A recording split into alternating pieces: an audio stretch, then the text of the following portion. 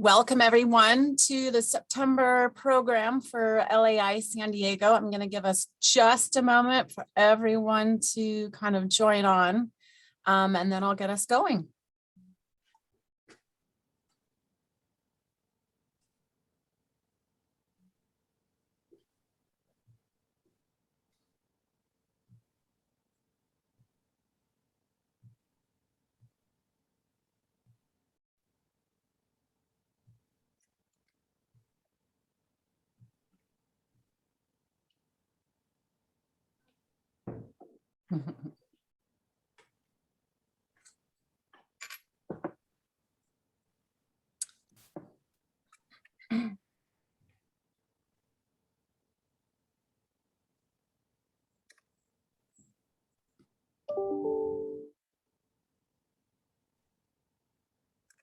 Well, super. I think people are, I think we are almost there. I want to welcome everyone again to the September luncheon, program for LAI San Diego chapter. I am Brooke Peterson, the current president of LAI San Diego, and I am just excited to have you as well as our panel and the discussion that we're looking forward to today. I wanted to just provide a few announcements before we jump into the program. I wanted to remind everyone that we have postponed our gala and our induction of our new membership until early next year. We are looking to hopefully host that event in January. Other events coming up, we're looking forward to an October program, Downtown Renaissance in North County, that will also again be here on Zoom. And then in November, we still have a couple exciting options coming up, and we will keep everyone posted on that.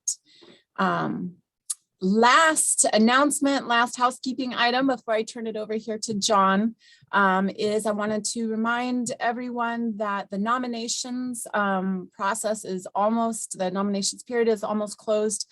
That is open through the end of this month, through September 30th.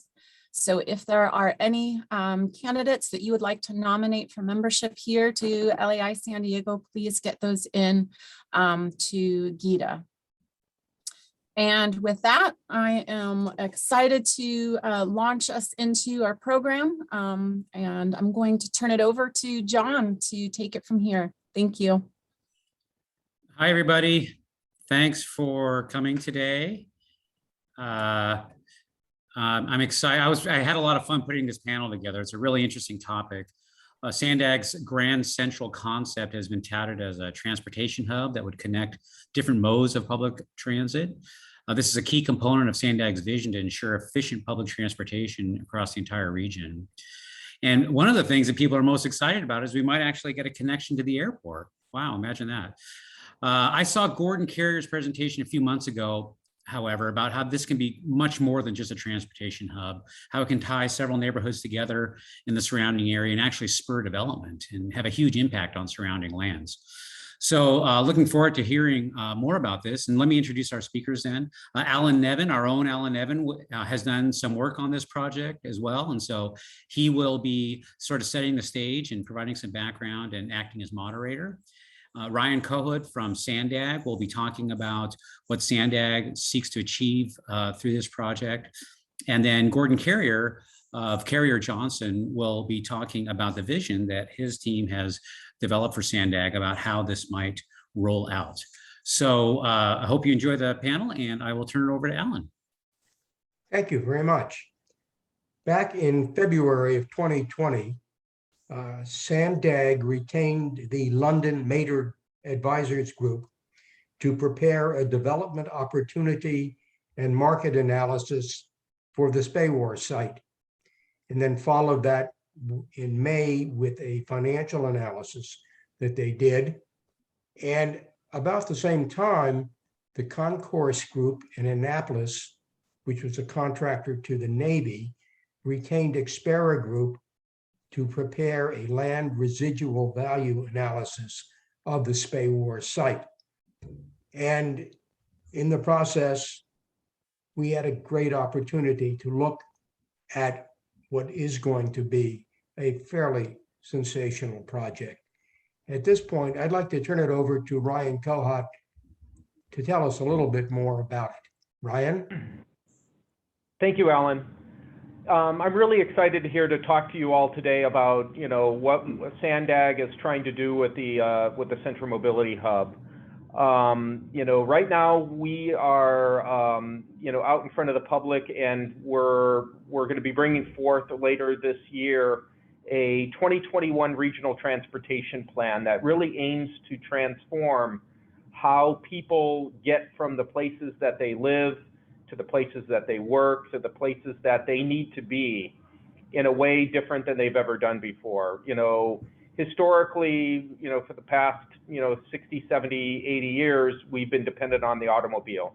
The car isn't going away. We all know that. But what we are trying to do is create other opportunities, whether that be trail or rail or emerging technologies, to provide real opportunities to move from the car into these other modes.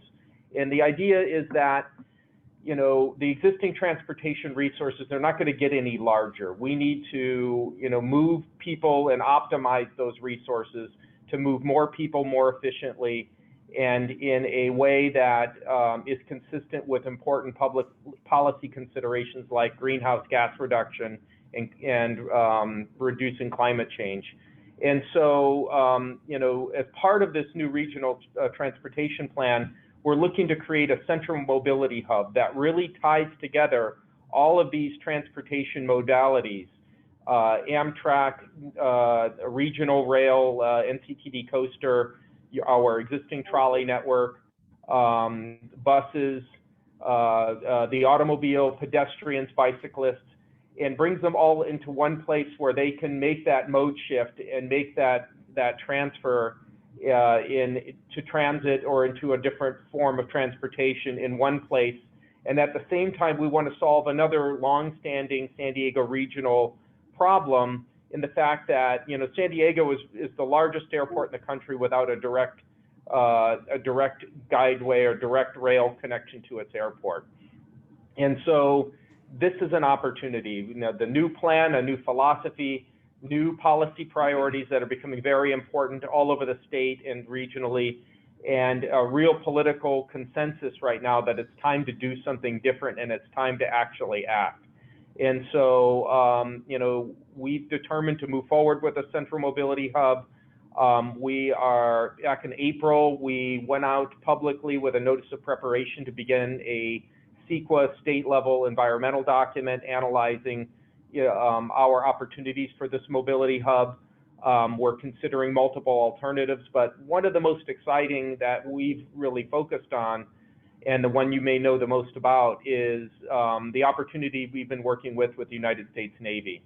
The United States Navy is sitting on an old existing piece of property, and they're looking to convert their development rights into a central mobility hub. And what we're trying to do is their property into a new military facility. What we're trying to do is to help them by locating our mobility hub on their property and to bring a substantial public investment into a facility on their property that in theory would increase the value of their remaining real estate and really, provide us with that location to tie the region together.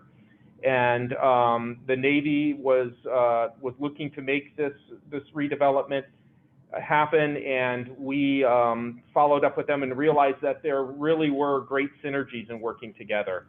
And that led to discussions. Those discussions led to two agreements that SANDAG was able to sign with the Secretary of the Navy, allowing us to share information and explore that opportunity. At present, SANDAG is in negotiations with the Navy over how to structure our relationship and move forward with this kind of complex trilateral project. And I can't get into the nuts and bolts of that, but this is an opportunity to really do more together, a public-private partnership where we can all achieve something. This region would get a mobility hub, allowing us to transform and connect the region. The military would get a new military facility to meet their 21st century mission, and then the region would get a large piece of new development right here in the downtown San Diego core. And as part of that process, we brought on a fantastic team, the best and the best, to help us explore all the angles of, how do we build that transportation center? How do we connect it to the airport? How do we understand the underlying real estate transaction? And then we brought Carrier Johnson on board to really help us understand what that development may look like. And we're really excited about the ideas and the concepts that they've been able to generate for us. And it's our hope that we can figure out how to make this transaction work, and we can bring a new vision to that area of the city and really form a new area of growth and opportunity for the entire San Diego region. And with that, I'll hand it over to Gordon to tell us all about it. Thanks, Ryan. I'm going to try to bring this up. Well, we were blessed to be asked to lead a team of transportation specialists, engineers, et cetera, to create a vision. And I show this diagram. We were lucky enough to be a part of the Port's 2050 master plan for our region. And as it says, what's most important is that any of these projects are not viewed simply as individual projects, but rather as visions for a region and how they might impact the region. So we really started there. We're talking about 70 acres of land, plus or minus, that the Navy owns, split into 2 parcels, which we'll show you here in a minute. But it seemed to us that a project like this should have greater influence than maybe just getting a mobility hub done, or maybe supporting new development, or even supporting a new Navy facility. So we started with some illustrations that are about major developments that really have occurred because Zach, first people have looked at, excuse me? I'm sorry, Gordon, your screen is not being shared. Oh, So it's not? maybe you could Sorry about start that. from the beginning. Yeah. All right, sure. I'll get somebody who knows what they're doing to do that. There we go. We're okay. We got it? It's okay. It's come up. Yeah. Okay. Okay, good. You're up. Okay. Cool. Sorry about Thanks. that. No problem. Yeah, sorry about that. Thanks for interrupting. So, so anything starts with a vision. And as I was beginning to say, these projects, if they're most successful, start with some understanding of how the public realm was developed first. This is Battery Park in New York City as an illustration. Battery Park started by getting all of the infrastructure, whether it's parks or streets or right-of-ways, in place, and then naturally after that, the actual development of these regions occurred. It's really no different here in this scenario, where infrastructure is about the transportation center, for example, and how other things then are attracted to that ability because there's greater density capacity through that effort. This is actually a cross section of Grand Central Station. It's an interesting diagram. Most of us know the grand space in the middle, but these transportation facilities are really a study in section, and they're stacked versions of transportation coming in at all different heights that influence how people interact, change from one mode to another mode. And it's no different, certainly, in the newer versions of the Grand Centrals. Not unlike the Transbay piece here in the Bay Area, it's still a stacked section of a variety of transportation types coming together in one place in an organized and efficient way. This is the section that we derived with engineers for this particular transit center. There is a negative 80-foot airport level, which is essentially the APM, automated people mover, that takes you from this facility to the airport beneath the ground. There's the regional level, which supports new regional lines coming in from a variety of places around the city. There's the existing street level. There's the concourse level, which is, I'm going to speak to in a minute, is actually where the development begins for the property, above that level. And then the express level is how we connect into the freeway system to allow adequate transportation. One illustration of how these things have been successfully manifest might be Hudson Yards in New York. Many of you have probably been there, if not read about it or seen it. This really started out as a concept to redevelop a completely underutilized property that is the storage vessel, for lack of better terms, for the transit system for the New York area. Here you see the trains parked on the west side of Manhattan. And the decision was made that, well, perhaps a transportation center could be created here that also inspired new development. And the purple line that you see, the dashed line, is actually the impetus behind the entire Hudson Yard project, because but for the ability to bring the number 7 line from Times Square to this area, the project probably would never have seen the light of day, certainly in the financial markets or in developer interest markets. So transportation actually was the impetus behind the Hudson Yards projects ever working. And this red square you see, the rectangle in the lower left, is actually only a part of the larger red square that you see, which covers some 350 acres, which actually makes up the Hudson Yard project. Interestingly enough, the only part of that smaller rectangular square that's built is the part on the right half of it, not the part on the left hand that sort of indicates a stadium. That's actually where those trains were parked in the prior photo. But it's an interesting comparison. Obviously, this is the scale of Hudson Yards, and certainly not what we would do in San Diego because of the density requirements we have versus Manhattan. But it is interesting to make a scale comparison between the two projects.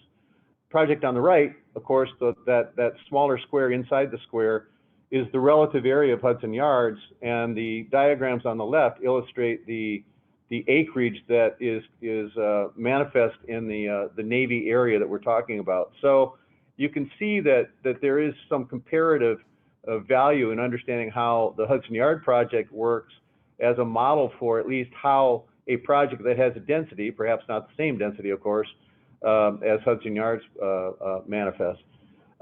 This is a diagram of sort of a general diagram of the layout of the two properties. The property on the lower left is actually, everything is on grade, and that's where the Navy facility, the new Navy facility, is presumed to be placed. We'll talk a little bit about why that's the case in a minute. The elliptical shaped site is about a 45-acre site. You can see in the middle of which there is a sculptural building, which is the central mobility hub. And then each of the towers that you see around it are private development interests that have contributed monies to the project for the ability to build next to that transportation hub. And the residual values created by those transactions are the monies used to support the Navy's new facility over on the left-hand side. The entire piece in the ellipse is built at a 30-foot high level, meaning there's a platform built, just like Hudson Yards, above all the rail lines that currently exist beneath. So everything is kept at grade that exists at grade. And the new development datum line is created at 30 feet above Pacific Highway, for lack of better terms. And I'll explain that here in a bit as we look at it. So a variety of looks. The whole idea of public realm is all the space in the foreground, which is meant to be a new version of our own Central Park that is adjacent to the development interests, including the central mobility hub you can see in the center, and then the connectedness between it and the Navy site across the street via bridges over Pacific Highway. So just some different imaging of the project that we created for the sake of trying to describe the kind of place it could be. A lot of open space, a lot of capacity for people to move around in park space, but also development interests, which are both residential, hotel, and office serving uses adjacent to the central mobility hub itself. And you can see the arched supports on the lower right. Those are actually the supporting system that is hovering, creating this hovering plane above the rail lines and the rubber tire lines and all of the things that are not so handsome that serve to get people into the central mobility hub for the project. Some views perhaps inside a grand space that look toward Point Loma. That's Point Loma to the west out there. And then a view from the Navy side looking east across Pacific Highway and onto the platform that houses the new development ideas. And then the new NAVWAR site itself. The Navy, we programmed the Navy site for them. They have a need on the order of 1.6 million square feet of space with a price tag that's about the same, 1.6 billion. So it's not an inexpensive project. And the intention of this entire project is that the new development on the platform to the left is the supporting financial capacity to be able to build the new NAVWAR building that you see before you here in this diagram. And sort of therein lies the challenge, making sure that there's sufficient monies and a deal that can allow the Navy to get a new facility as they need it, but in exchange, allow a new mobility hub and private development to be its support. So that's a bit of a financial balancing act that people smarter than I are tackling. And then this is a view from Pacific Highway level, looking up onto that platform and from the Navy side of the project.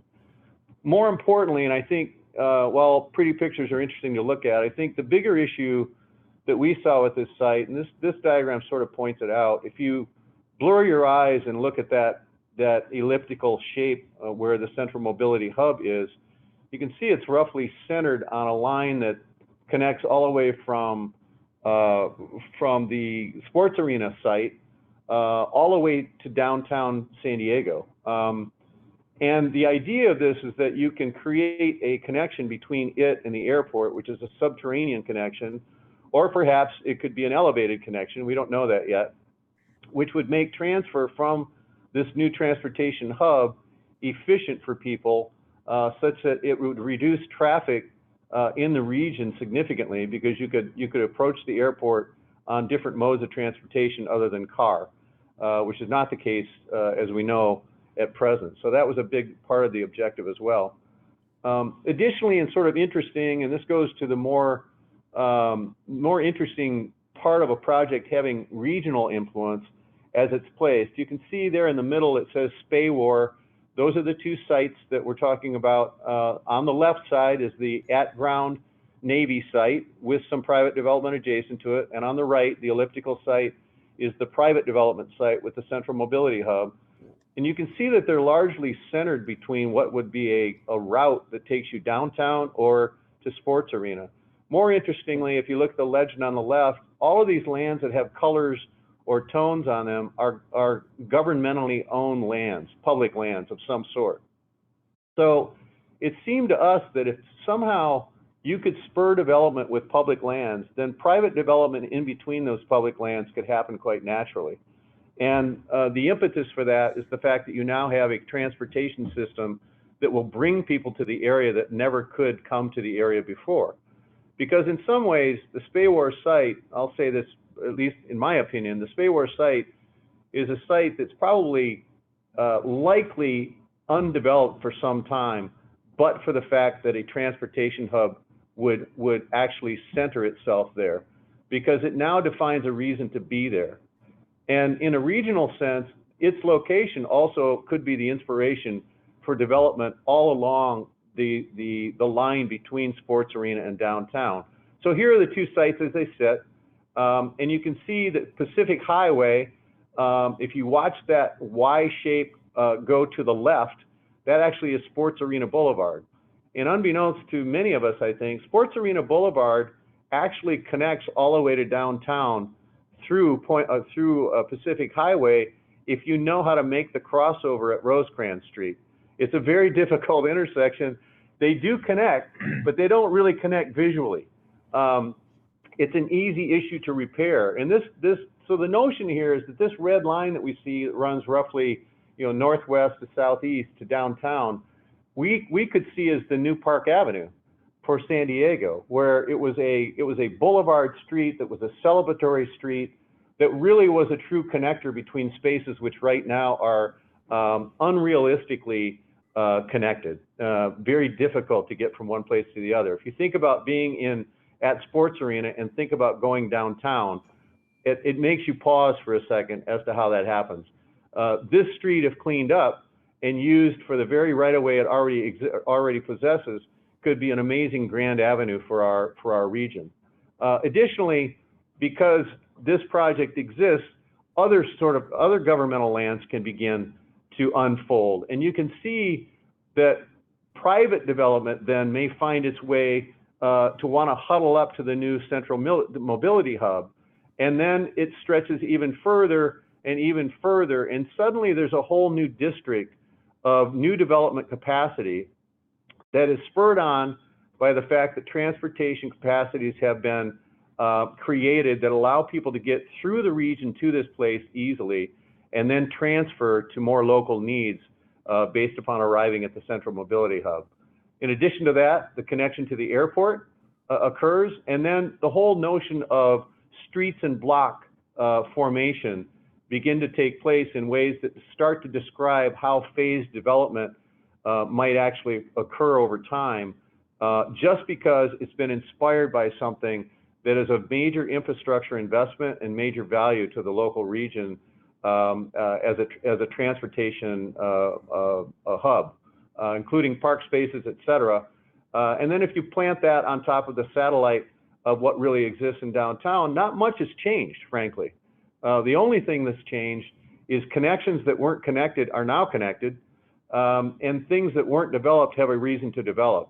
And I think if we view this project less as a project and more as an effect on a region for our entire San Diego area, it begins to make much more sense, both as a infrastructure investment, which Sandag is willing to make, as a furthering of the Navy's cause here, because they employ some 6,000 people at NAVWAR that are doing incredibly important work for our country, but also an inspiration for organizing ourselves around how a new community could be built and allowed to prosper over time.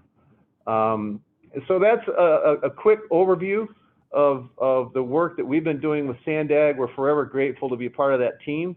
We're significantly interested in understanding how an investment of this magnitude can change the region, and we think it has a great opportunity to do so. So John, I'll give it back to you. Thank you, Gordon. Really inspiring stuff. I'm going to hand it back over to Alan. I think he has some questions for you. So Well, I don't, but we have folks on the chat. And John, I don't know how we'll take questions from the audience through the chat. Yes. If you could type in your questions, that'd be great. Okay. So do we have any questions? We don't have any yet, but I'll start off. Okay. You know, in your illustration of Hudson Yards, you had it looked like a sports venue there, and I was wondering if you had considered something like that for this project. Well, you know, it's interesting because I've referred to Sports Arena many times. For those of you that have been to Madison Square Garden is built right on top of Penn Station, right? They are an integrated, and they're built together for obvious reasons. People come from all over the region to an event that spurs an amazing number of people in one location. And you know, one idea that I think would be awesome to think about is if we're thinking about creating a new sports arena, that it could become an integrated part of the transportation hub itself. All of that because traffic is interpreted in a completely different way if that occurs, because now all of us can get to the major event without benefit of needing to get in a car and go anywhere. So they have simpatico for that reason, and Hudson Yards was for the same reason, I might add. It didn't happen. That happened to be the Jets' proposal for their new stadium at one time. But the fact that you can begin to allow people to get to a central destination and create a venue that by definition inspires many people to attend at one time, I think is a really interesting idea to think about. Thank you. We have Paul Vatnow, you have a question for Gordon or Ryan? Yeah, Paul Mara asks, how will bicyclists travel through the corridor? That's a great question. You know, obviously here at Sandag, you know, that's something we care very much about. Our new regional transportation plan, you know, it intends to encourage people to utilize bicycles to move, you know, all around the city to get, you know, to work or wherever they want to go. What I think Gordon's describing, though, is how do we create that new central corridor that would connect downtown to this new area of development. And, you know, I don't think we're there where we'd be designing that new roadway yet, but, you know, it's absolutely imperative that it have the ability to carry not just cars, but pedestrians, bicycles, and, you know, beyond just the obvious transportation reasons for that, and, you know, GHG and all those wonderful things, if you don't have those facilities, it's hard to really create an activated corridor that would serve as that, you know, road that would tie everything in as you go along. The last thing we would want is to create some big new high-speed motorway that is ripping through, you know, from downtown all the way into the Midway area. We would want something that was alive, that would, you know, create, you know, discourse, and it has the ability to be slow enough for people to notice what they're riding by. Thank Excellent. you. Uh, John? Yeah, Dan Johnson asks, how does the airport overlay impact this? And a follow-up question to that is regarding the depth. He says that you'll be well into groundwater, and are there challenges associated with that if you've gotten that far? So airport overlay and groundwater, how that affects things. I mean, as far as groundwater, yeah, I mean, you know, these are engineering challenges that we'll have to address at some point. I think the tunnel option is nothing that we've given up on, but there's a lot of concerns at the FAA about a tunnel underneath one active runway at a one runway airport. And so we're giving a lot of consideration to above ground alignments for any airport transit connection that alleviates some of the groundwater issues. But you're right, I mean, a development in that site, there is a high water table, and that's going to be something that needs to be designed around. There's two things there to point out. Number one, the idea of building a tunnel underwater is certainly not a new engineering feat. If you go to New York and take the Holland Tunnel, you're beneath the Hudson River, and it's been that way for some time. But so I don't think that's too difficult to overcome. The project itself, remember, the project itself has decided that it found its development plane at 30 feet. So in fact, the rails that exist, outside of improving them for obvious reasons, bringing them up to current standard or improving them for efficiencies, whatever, are still occurring at grade. So the majority of the development that's being shown here doesn't start until you get 30 feet in the air. So the water table relative to these projects is actually pretty minimalist. The water table issue related to the tunnel is a different thing, of course, and I think the science and engineering around that is pretty common. Okay, great.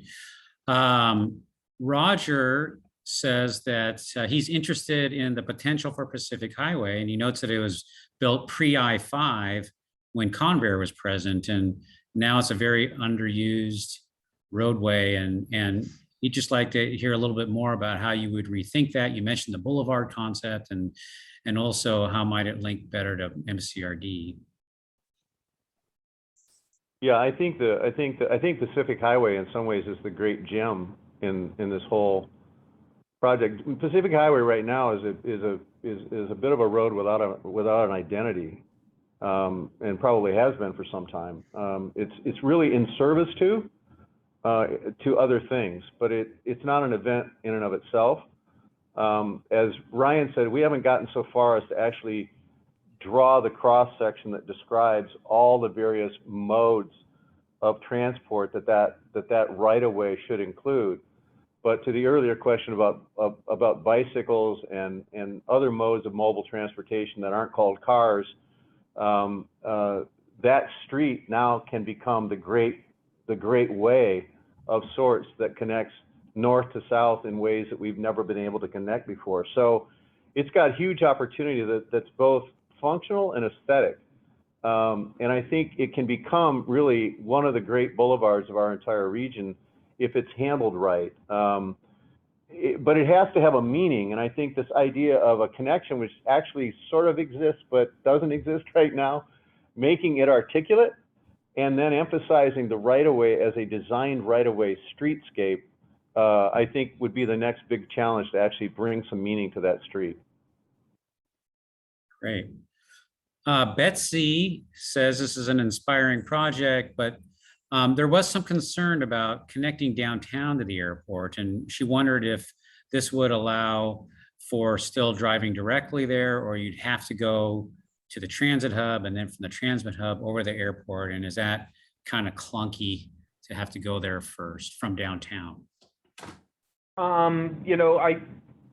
Sandag's looking at this central mobility hub as one option among others that we're considering. If you're downtown, one question you would ask with a mobility hub here, would you use it to go downtown? I think that's an open and fair question. We're going to need to look at how we improve all of our, transit connections, regardless of where you are in the region. The idea here is to, reconnect all those lines to the downtown. If you're already that close to the airport, though, let's say you're Little Italy, you're right next to the other front door to the airport. So, I think that's part of a holistic solution we still haven't quite nailed down. Okay. Yeah, the airport's interesting. You're either on one side of it or the other. So somebody asked if this project would likely be awarded to a master developer to work with government entities, or how do you foresee that playing out, if you know yet? That is another great question. We haven't gotten there yet. Right now, we're in the environmental document stage. We're negotiating the opportunity with the Navy. What would Sandag's involvement and role be? We need to know what the pieces and parts of this puzzle are before we would decide, who does what and where, whether you bring one developer in to do the whole site, do you bring in multiple developers to do the mobility hub, the airport transit connection, the military facility, and the development. That is something we're going to have to tackle at a later date once we know what we're doing. And this goes without saying, we're looking at other opportunities. This isn't the only mobility hub concept that Sandag is looking at as we consider how to improve regional connectivity to the airport. Okay, and sort of a related question from Davia. What's the potential financing structure for something like this? How do you pay for this? Is this public investment or private investment, or? Sandag is looking for the combination of state, federal, and local funding to fund the mobility hub and transportation improvements. We're not really looking to fund either the military facility or the private development. That would be something where a developer partner would come in, they would agree to build a military facility in return for those development rights. And then Sandag would fund the public transportation components. But as where the individual funds come from that development portion, that would all be from the private sector, and they'd have to figure that out later. Okay. Getting back to the airport, somebody asks, or sorry, probably Carl Nelton, how can passengers be discouraged from actually driving to the airport, and would that still be a possibility even with the mobility hub, or would that be stopped? That's an interesting question as well. I mean, there's a lot going on in the area of the airport. The port is currently in the process of updating their master plan with a vision for more and denser development along the waterfront. The airport is deeply into the process of their Terminal 1 expansion project. So there's a lot going on, and a lot is going to have to change in that area to really make everything work together and function. What we do know for sure, though, is that, you know, the San Diego airport is going to be there for a long time. COVID notwithstanding, you know, the demand for air travel is going to increase, and there's not any more space at the front of that airport than there ever will be. And so with, you know, all the increased demands on that airport frontage, we know that, you know, we need to develop alternatives to get into that airport. Otherwise, everything's not going to function, and you know, those future plans are not going to be possible. So we see demand itself as creating the impetus to look at other ways to get into that airport. Okay.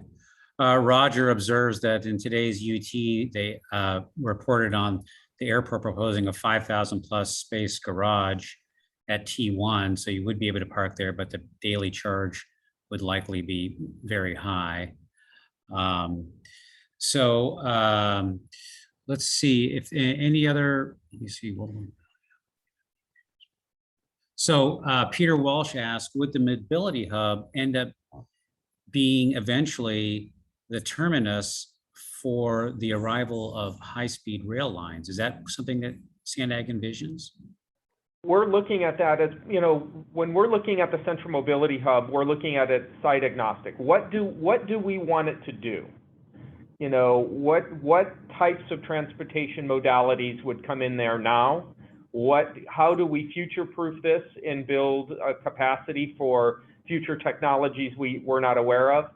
And, you know, how do we prepare for something like high-speed rail where, you know, we've talked about it for a long time. You know, there's a lot of opinions on it. We don't know if it's going to show up or not, but we want to make sure that if it does show up, there's a way to get that tied in. And so when we're looking at this Navy OTC site, or we're looking at some of our alternative sites, we're really, you know, trying to examine how to make sure that this mobility hub serves not only the demand when we build it and the needs when we build it, but is there to serve all of, you know, what the future may offer. And so high-speed rail is a very important part of that. You know, the OTC site is right along the existing Losan corridor. If that's where high-speed rail comes in, you know, some of our other sites, you know, you could look at, you know, how those other things can come in. It's a planning exercise, but we certainly have an eye towards high-speed rail and making sure that we don't get left behind when that comes through. Okay.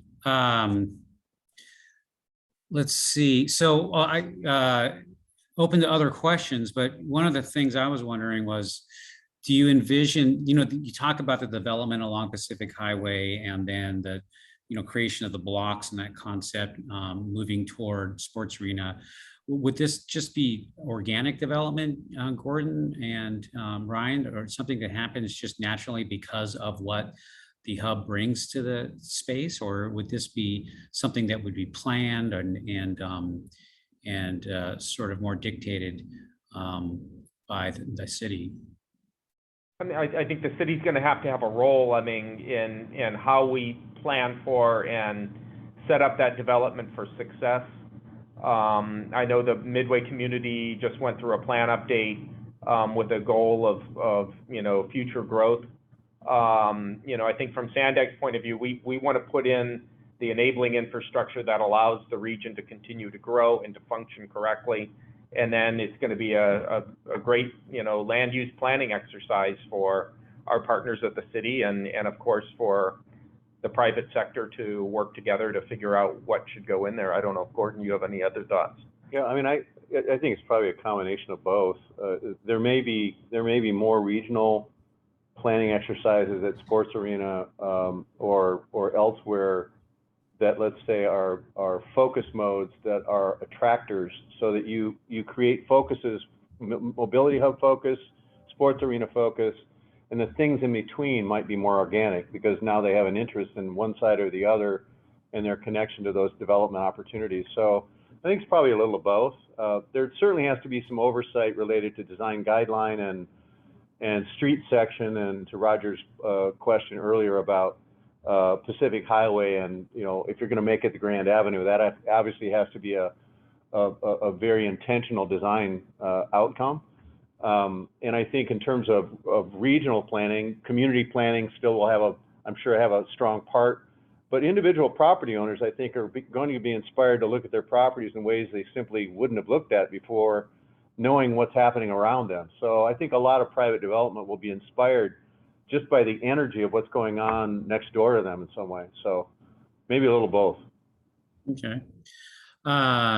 Roger asks, undergrounding all the rail lines through downtown. We've talked about even, capping highways downtown and, the lack of real estate that we have and their need for housing. And is this feasible for real estate development? I've just heard it's extremely expensive, but is that a possibility? I know other cities have done this. Chicago did it, for example. Can you speak to that? Speaking on my own,